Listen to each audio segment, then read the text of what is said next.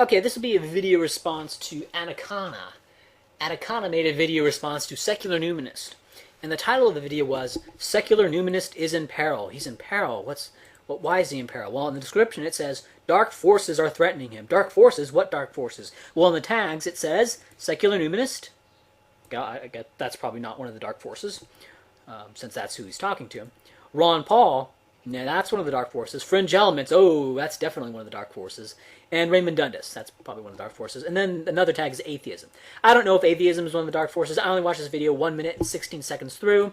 And I'm going to respond to something that he said. And it's really a topic, is why I can respond to just a few things he said. He said that I am clamping down on free speech by blocking people. And blocking anyone who disagrees with him gets blocked. That's what he said. Like, and of course, I mean, that is of course exactly what they want to think. Oh, it's because you couldn't handle my arguments that you got blocked. No, it's not because. Well, I'll tell you what I think. When people come on and post old arguments, old ass arguments, and posting the same thing that 50 other people have posted, that's spam. Okay, that is spam. People who are not aware of the lack of originality of their arguments, or not aware that these arguments have been made millions of times and have been addressed millions of times.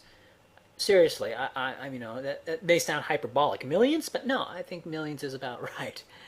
Not just by me, but by many people. And when they post these comments, not even incorporating the response that typical, that say Murray Rothbard had. You know, talking about, well, look, Europe has, spends less on medical services, yet everyone is covered, right? Okay. So what, in that response, what do you think about the common libertarian retorts to that? Right? Because there's no reason for me to go in and respond to the comment with a cookie cutter argument, and then respond with a cookie cutter response. Well, no, the U.S. is a corporatist system, and the artificial restriction of supply causes the price to go up because the demand for medical services is relatively inelastic, right? And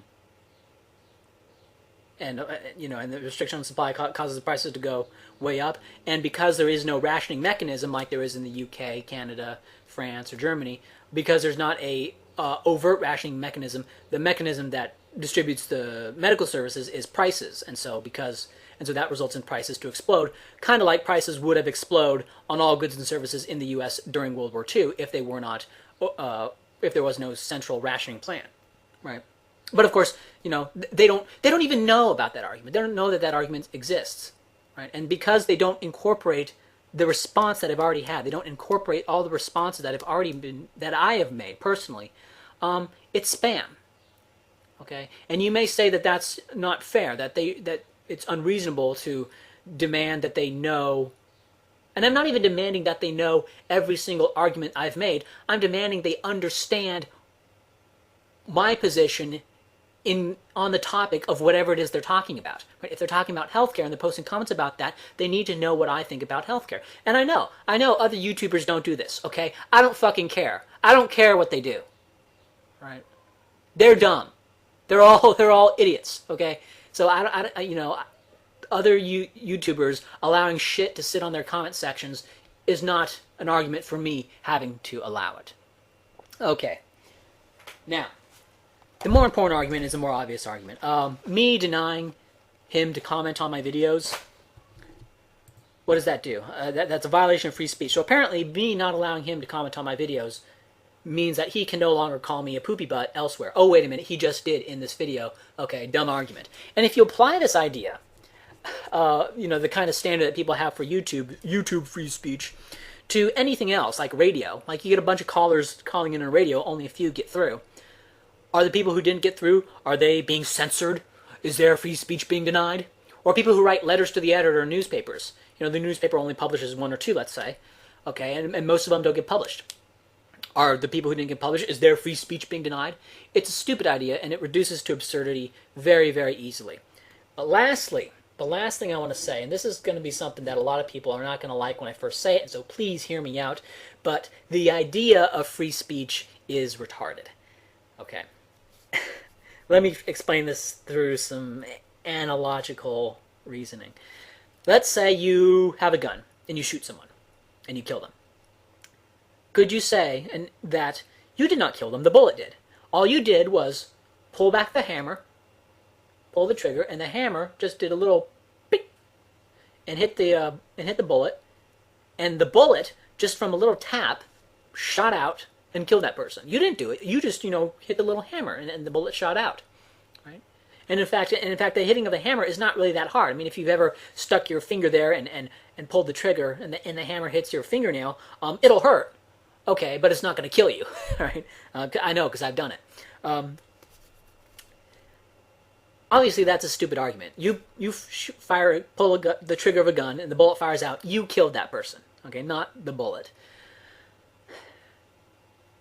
The argument against incitement to violence is the same thing. It's just one step removed. Right? If you incite someone to go out and kill someone else and that person then does that, well, that's just like you pulling the trigger, which then pulls the trigger. Right? It's just one layer beyond that. It's not. You're not immune. Like, you are every bit as much a cause of that person's death as the actual gunman who goes out and does it, because the gunman would not have done it if not for your speech, right? Just like the bullet would not have fired if not for you pulling the trigger, and you knew what you were doing in doing so, right? And I mean, you could make an argument. Well, what if someone gets on TV and says blue, blue, blue, blue, blue, blue, blue, and someone looks at it, and some like conspiracy theorist looks at it and goes, blue, the color blue. Blue, blue, ocean, ocean, ocean spray, ocean spray. He wants me to kill the CEO of Ocean Spray, right? And it goes off, right? I mean, you could have something like that, and obviously you wouldn't hold that person accountable, and so there is a degree of subjectivity here, right? And so what is that? Well, of course, that just goes down to intent, now, does it not? Okay. So that's why free speech is kind of dumb. Now, what is an active state? Well, any law or any tax is just saying you do this and or pay this, or else we are going to throw you into a cage or shoot you. Now, of course, it's not like there's some federal agent standing outside your door on tax day, about to kill you or something if you don't pay. Okay, the guns are a bit removed. That is true. But if you resist persistently, and this is seen, right? We see this in Waco, we see this in what happens to tax resistors. If you resist persistently, bad things will be done to you, and you'll be thrown into a cage, or if you go to the wall, you'll be killed. If you absolutely resist, you will be killed. This is true. The thing is, most people don't absolutely resist. When the cops actually come to their house, they give up, right? Because they don't want to die, right? The self-preservation instinct kicks in at the 11th hour. So, and anyone who's advocating like a new program, like, I think there needs to be universal health care, right? So we can have even more expensive medical services. What they're saying is that you have to obey these restrictions, and other people have to obey these restrictions, and you have to pay into this bullshit program that I've cooked up, right? Because I'm the new Mandarin. I went to college, okay? And so I cooked up some bullshit, right? It's new age. It's not, all that stuff in the 70s, most of that was crap, I'll admit that, and we've seen empirically, my intellectual pedigree provided a bunch of bullshit that's been disproven wrong. It takes decades, but it does. But this time it's right. And this program, this utopia, like the Venus Project, this is not like the old utopian socialists of the past. This is not like the city of Epcot. Right? This is something totally different. This is a new thing. And this stems from them just not understanding history. But the point is that they want to violently enforce their stupidity onto you. Right? And they want you to be thrown into a cage or shot. And so these people should be allowed to have free speech.